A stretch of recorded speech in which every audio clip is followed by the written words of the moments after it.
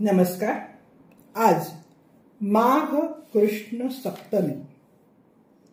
समर्थ रामदासांचाच एक श्लोक बघणार आहोत.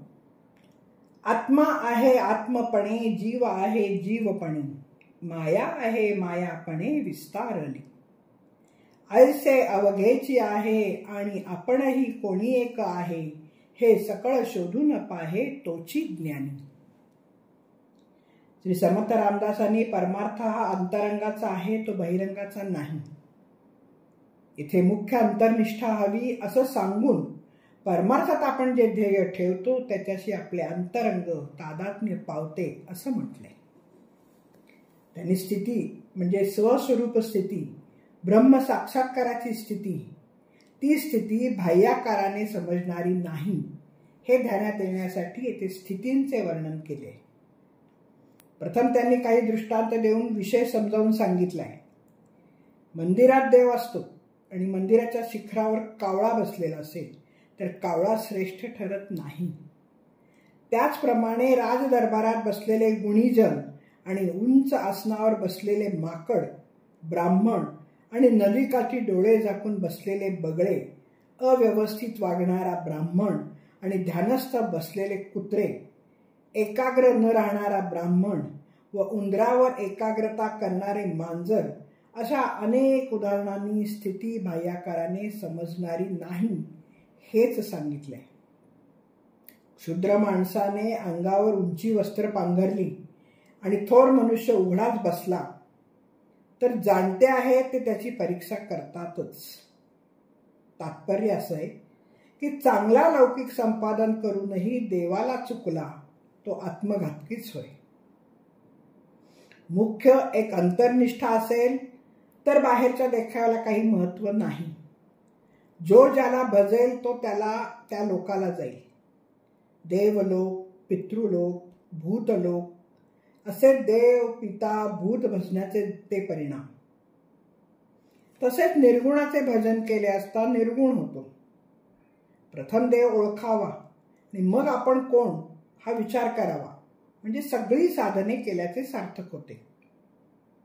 देव निराकार, आपण मिथ्या, आत्माच मी असा निश्चय अंतःकरणात बांधला म्हणजे सोहमचा अनुभव येतो. सोहम आत्मा हा निर्धार बाणवून गेला. आता देहभाव दुंडाळला तरी सापडायचा नाही. साधने जे काही साधावे ते तो आपणची स्वभावे, म्हणून साधकत्वच उरले नाही. साधकाच्या नावाने शून्यच म्हणजे साधक पण संपले. कुंभार राजा झाल्यावर गाढवांची आणि मडक्यांची चौकशी कशाला?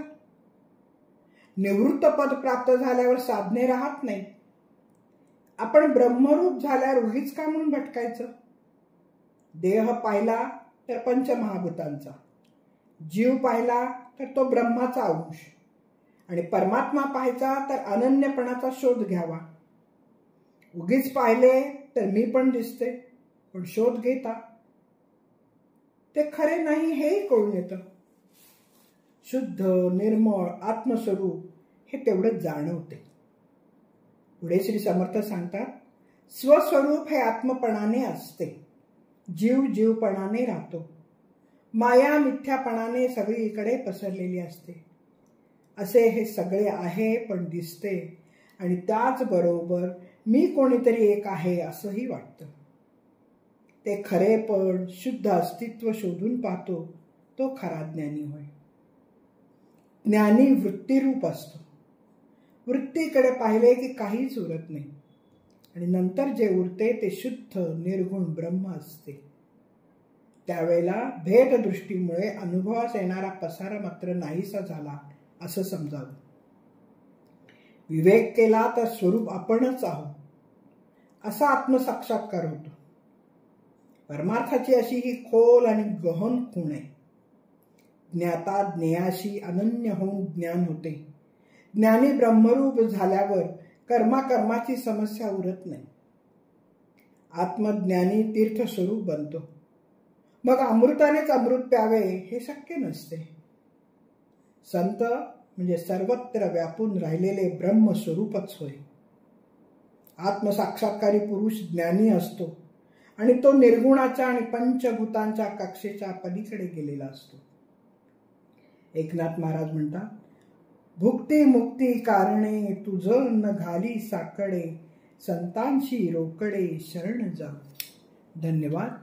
मी वाचक सौभाग्यवती पल्लवी कुलकर्णी. नमस्कार.